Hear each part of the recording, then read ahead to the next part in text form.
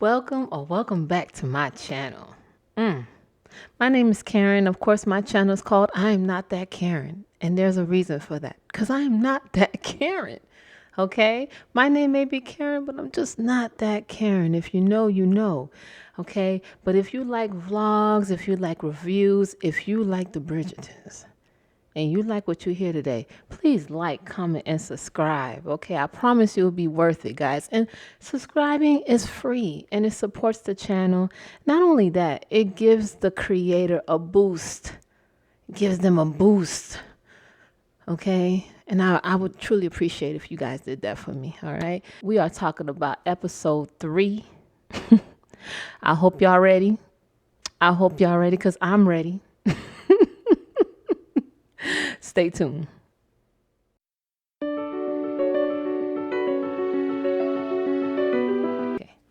All right, y'all. So let's get into season 3. Listen, season 3 opens up with Colin having a wet dream. Yes, people, a wet dream. A wet dream that had Penelope in it. So the one kiss that he was asked to do, now he's hooked. Now he dreaming about it. What? Bro, what are you talking about, man? I really don't know how to feel about this. Listen, I understand Colin is just a different breed. But like, the girl had to ask you to kiss her and now you hooked? Now you get it? Now you realize that Penelope is the one? What? Make it make sense, people. Make it make sense. I don't know. Did you see it though? I love the fact that Eloise came to Penelope's house to talk to Penelope to make sure she was okay. So she read the society papers written by Lady Whistledown, okay? And she already knows Penelope is Lady Whistledown anyways. But she understood. She understood the fact that she knew that it was going to be hard to write about your own drama. Write about your own business. It would have been weird if she didn't talk about it because everybody was talking about it at the ball. So it would have been very suspicious. But are they friends now? They cool now? I mean, I don't want to get any mixed feelings, but they friends now? I hope so. Okay. I love the fact that Eloise also admitted to being the reason why everybody knew about Colin helping Penelope. I'm so happy. See, one thing about my dog, though, my dog gonna always tell the truth. Eloise has never shied away from telling the goddamn truth. That is my dog. Like, for real, though. Like, if you need anybody in your corner, that is Eloise. I almost feel bad that Penelope just didn't give Eloise the benefit of the doubt. Don't get me wrong. Eloise can be a little loose with the lips. She showed it one time. She showed it one time with the Cressida situation in episode 2. She did show the fact that she do have loose lips. But when it comes to Lady Whistledown, she has always kept that a secret. And I just wish that Penelope would have gave Eloise the benefit of the doubt. Instead of putting Eloise drama in the newsletter, she could have just told Eloise that she was Lady Whistledown. And Eloise would have kept that tight. This is her best friend. This is her day one. Okay. Can you imagine not giving your day one the benefit of the doubt to at least give them the opportunity? You just automatically assume that you can't let not no soul know that you Whistledown. Like, so after the so-called axed kiss, okay, Penn and Colin meet up at the marketplace, okay? And they do it so secretly. But they meet under a tree. I find it funny how Penelope is the one that cancels the lessons. And Colin is the one asking why.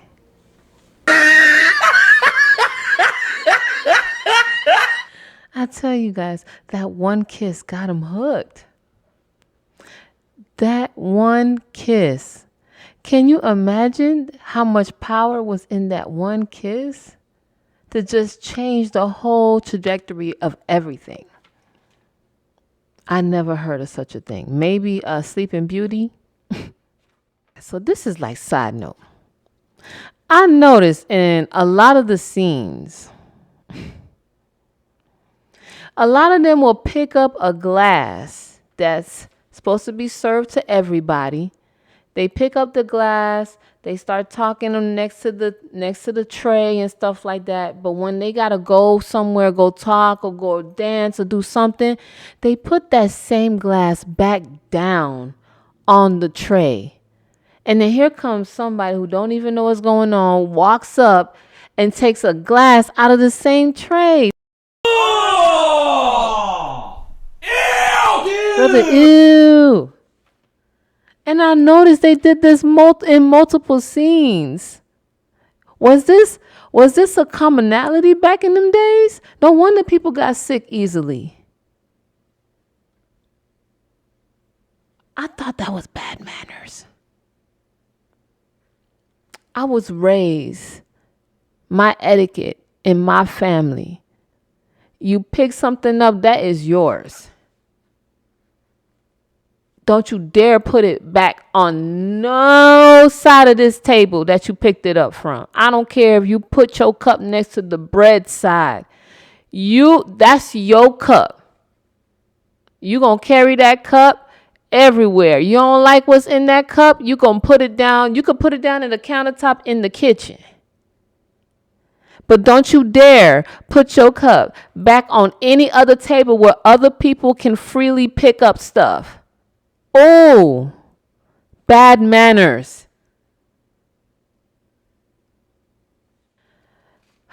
Cressida's mom. I thought Portia Featherington. I thought Portia Featherington was pushy. Portia ain't got shit on Cressida's mom. She is now pushing Cressida onto Lord D. Lord Devlin. Cressida mom at this point don't care who Cressida ends up with. She just got to end up with somebody expensive. I've never really saw the hunt in a mama's eyes before. Like, that's one thing I love about Bridgerton. Like, especially this season, it's showing me just how desperate some mamas get. And you know what? This is actual real life. There are actual mothers who act like this. Like, you don't care who your child ends up with, as long as they end up with somebody with money, with value, with stature. And then she invites the child into like the drama. I don't mean to call Cressida a child, but like, there are just certain things a mother should not discuss with the child. I'm starting to like really understand that the more I get older. Like, did Cressida need to know that now the dad has cut the allowance by half? Did she really need to feel that weight? She is already burdened by the fact that she has to get married. Feeling so insecure about herself, so like low. She's already feeling low about who she is because she has to get married. Not because, she has the age and she wants to be in love. No, she has to get married. Cressida is looking at her mom like, you want me to talk to Lord D? The man who talks to birds? Like, Cressida don't even see what she even has in common with the man. But she had to get Eloise help so that she could even talk to this man about some kind of bird. But one thing I can say, though, is like Lord D and Cressida actually have an understanding. They both not looking for love. They both are burdened by their situation and their stature. Both of them rather just be somewhere else. Both of them don't like their family. They got a lot in common, honestly.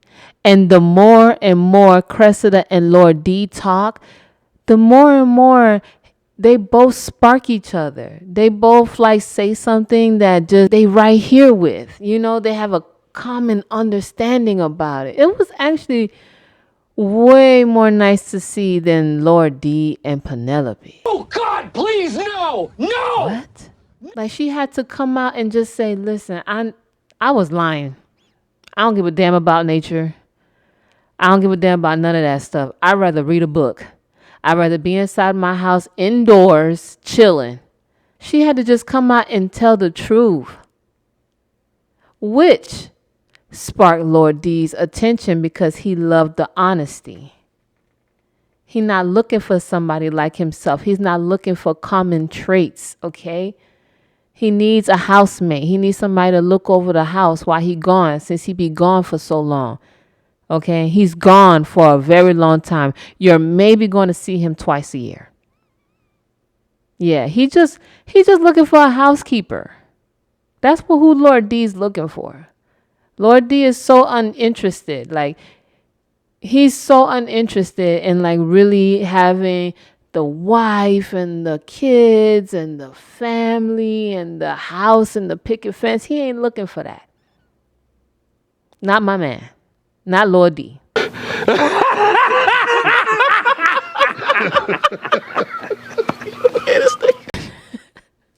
He's not there long enough for you to spark something with him. Let's be real. This didn't take long. Mrs. Mondridge did not take long at all to ditch funeral clothes and get something more perky, more her. It didn't take long at all. It only took one episode. Or maybe two.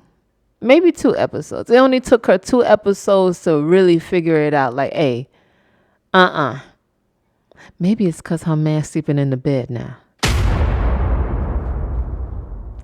It's because you're getting regular D now. Let me find out. That girl wearing yellows and pinks now. She is smiling. You know when somebody just got some. You know that got me some look. Y'all know that I just got some look. You just fresh. You out in the garden. You just chilling. A breath of fresh air. Nothing pisses you off. You actually listen to the birds. 3 little birds is at my doorstep. Hey, hey, swinging sweet songs. Hey, come on now. Come on now, Mrs. Mondridge. And Mr. Mondridge too looks so in his element. My man smiling from ear to ear. He getting invited to hunting. Look at him. Look at him. Forging their own path. Living life good. Enjoying what it's really like. Ain't it beautiful? I love it. I need to see more of it. Portia! Portia! Portia Featherington is not playing. She's not playing with her daughters, okay? She's not playing with them. She's serious about this, okay? She's really, really trying to get her daughters pregnant. Like, she's really putting in that effort. I see you. I see you. I'm not mad at it. We all know why. I'm not mad at it. I wonder if her daughters know why. And you know what? Come to find out this whole time, Portia thought her daughters were hunching. She really thought her daughters were hunching. They weren't hunching. Maybe one of them was really hunching, but the other one was actually doing the old school hunching. If you know, you know. Old school hunching with the clothes on. That friction. That's that's what they was doing. Portia about to lose her shit. Portia's about to lose it. Respectfully.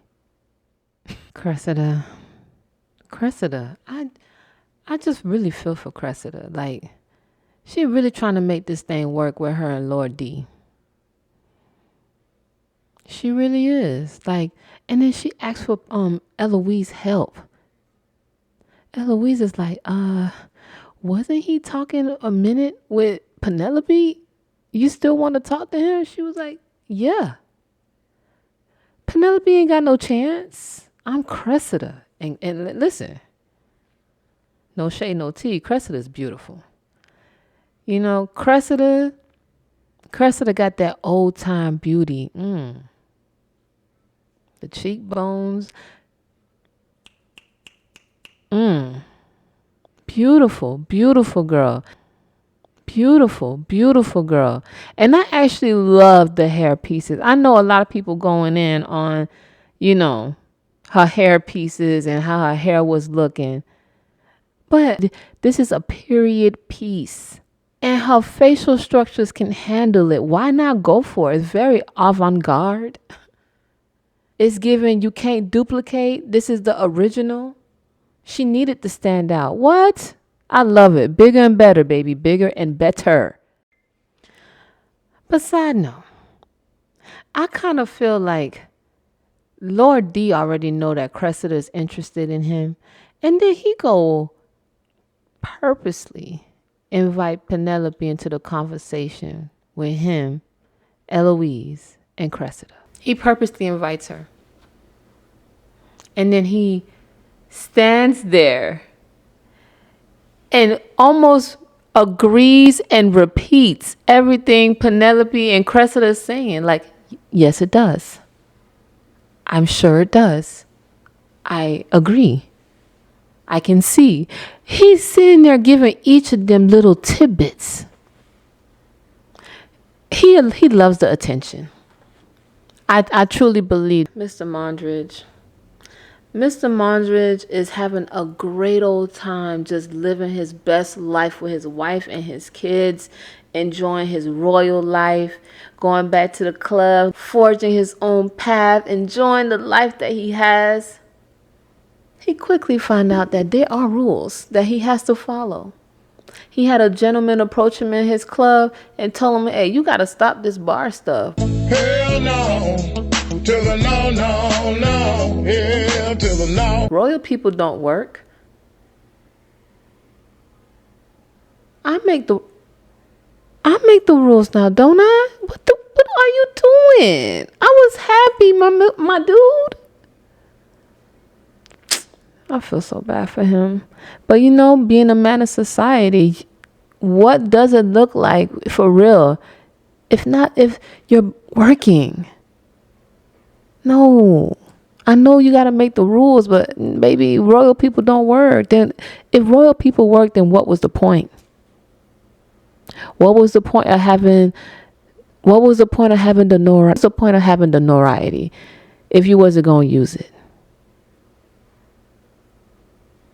You could still be an owner. You just can't show your face in there like that. You can't be behind the bar. You can't be the bartender. Okay? You got to be the CEO. You got to be the owner. You got to do the backwards stuff. The stuff that get paid the most. I totally agree with this. I totally agree. So I'm going to assume that the queen has labeled Francesca the diamond. I'm going to assume that because even though she said to Francesca that she is sparkling, I didn't hear diamond. But here we are, Lady D and the queen with a whole bunch of suitors on some sticks going over the qualifications for Francesca. So she's a diamond, right? She ain't doing this for no other girl, so I'm just going to assume that she's the diamond. Queen introduces, I'm going to say this so wrong. Okay, he's a Marquise Lord Samandeli. Lord S. Let's call him Lord S, okay? Because my tongue can't do all that. Queen introduces Lord S to Francesca. The mom is just, Victoria is just so excited to see Francesca end up with somebody. She just want to see her baby girl in love. But she's like, she doing too much for me.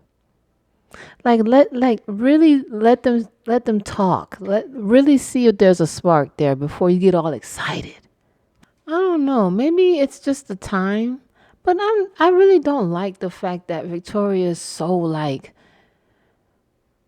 she's so smitten by the queen. Like, the queen, the queen, the queen. I understand. The queen is the queen. And she is the queen. Yes. But one minute she's like asking Francesca, like, what did the queen say? Did the queen say this can... She's so enamored by the queen, right? But at the same time, she is like voicing this voice that says, follow your heart. The queen has a say, but at the same time, the queen doesn't have the say. That is so confusing. Are we following the queen or no? Does the queen have the say or no? And if she doesn't have the say, why are we talking about her? Why is she even a factor? I don't understand. You know, I understand the queen is going to have the upper hand on the suitors. She's going to get the best of the best. So maybe that's why Victoria is so gun-ho on having the queen so involved. But at the end of the day, if you pushing for her to have love, if Victoria is pushing for Francesca to have love, we're going about this the wrong way. Aren't we? Fran goes outside. She got a little too much than she bargained for. Okay, with Lord Summerdelli. I'm sorry, I'm butchering this name. I don't mean to butcher his name. Let's call him Lord S, okay? Lord S. She got a little too much than what she bargained for from Lord S. She's trying to get away from the large family, not create one. That freaked the hell out of Fran. Francesca not trying to hear that. She just said when she's around family, she could barely hear her own thoughts. And now you trying to have 7 to 8 children? Step away, Satan. Step away. Step away. That girl went and got some fresh air. And while she's getting the fresh air, somebody just walks up to her and just stands there in silence. Welcome in, Lord John Sterling. First of all, that man is beautiful.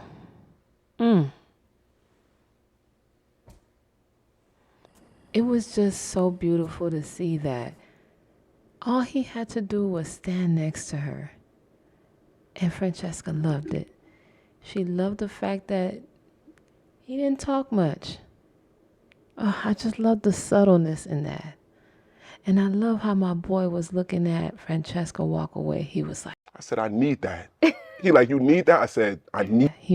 You could just see it in his eyes. My boy was not playing. Not playing. Is Victoria's garden about to get pruned? Is Victoria's garden about to get watered?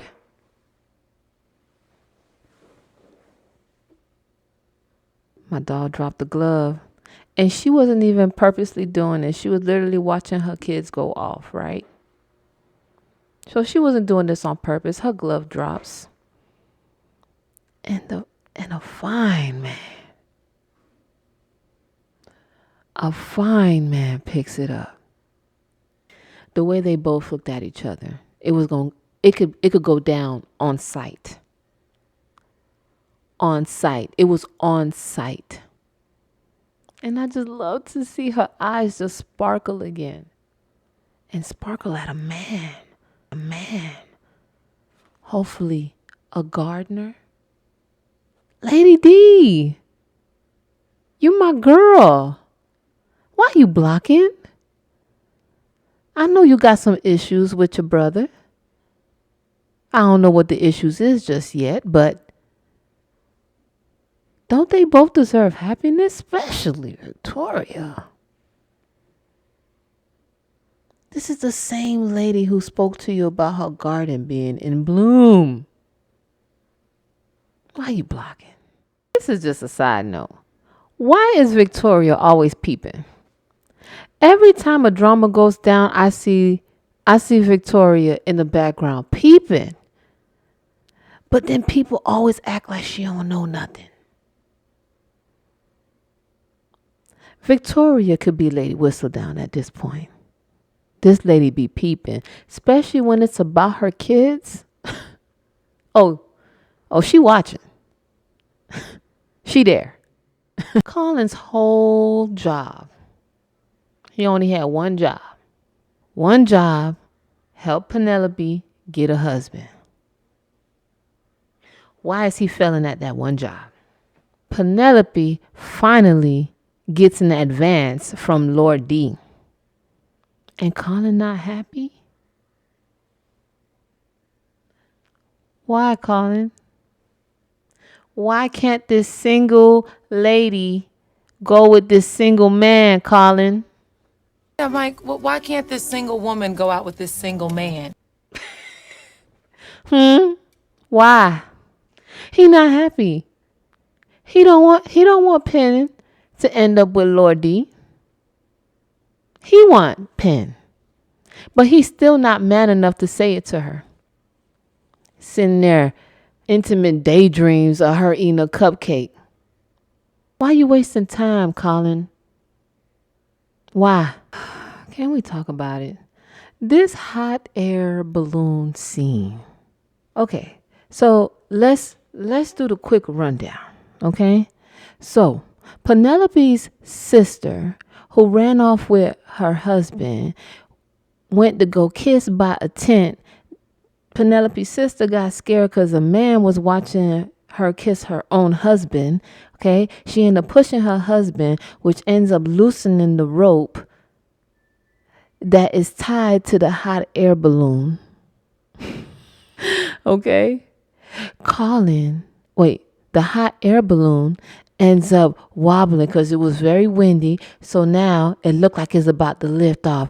Everybody's having a problem keeping the hot air balloon down, right? So Colin and his boys end up having this heroic moment where they're like pulling on the rope to keep the hot air balloon down. And Colin is just showing his muscles. You know what I'm saying? He in there. That is who get caught in front of this hot air balloon, might you ask?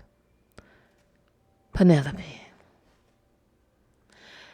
And not only is Penelope in front of the hot air balloon, okay? I understand Penelope wasn't going nowhere. Everybody's like, she had plenty of time to get away from the scene. That wasn't Penelope's job. Okay? Remember, this is acting. Penelope was going to be in front of that hot air balloon because that's what her script said. Okay? Penelope is in front of this hot air balloon. And Colin, with his boys, getting the hot air balloon to stay down, was overshadowed by the fact that Lord D scooped up Penelope on the floor. Damn, Colin. How, Sway? How do you save the girl, but yet the other man still ends up the hero? What? Yeah, Lord D looked like he saved Penelope, not you. And it's so sad because as soon as Lord D did that, you just saw Cressida just lose all hope. But see, one thing about a soldier is as long as they have their armor on, as long as they have a piece that's strapped to them, they in the game. Cressida broke down. Cressida act like her ankle got hurt and took the man away from Penelope. How? You know when somebody is desperately trying to catch something, desperately trying to hold on to something, but it still manages to slip out of your hands, and they call it the butterfingers. But that's exactly what I feel like that happened for Penelope. You got the man to save you,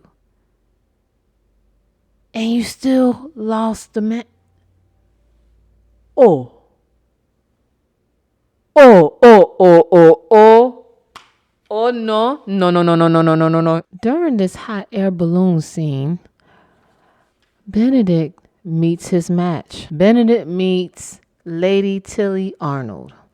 She is not intimidated by men whatsoever. She stands up to Benedict. Benedict actually looks like a little puppy. She dominates him. But I love how confident she is. Kind of reminds me of Lady Danbury a little bit. Just a little bit. He finally got somebody to get him out of his own way, you know? You see him throughout the episodes running from women. But now you see him running to a woman. And she welcomes it. Even in the dance, on the dance floor, they're dancing. She turns his ass around. She turns him to the opposite direction. And they're doing the same dance, but in a totally different direction. And they're still keeping up. But at the end of the day, it makes everybody look at them because they're not doing the same thing. Yep, this is the one. This is the one. All in all, this was a great episode. I really, truly enjoyed it. I mean, you know, it had its little cheesy moments with the hot air balloon and all that. But I'm here for it, okay? I still had a good time watching it. So, guys, if you like this review, please comment, like, subscribe to your girl. It really does give me that little extra oomph to keep doing the videos. So if you like it, please let me know. Subscribe, comment, like it. Love you guys. All right. Love y'all. Bye.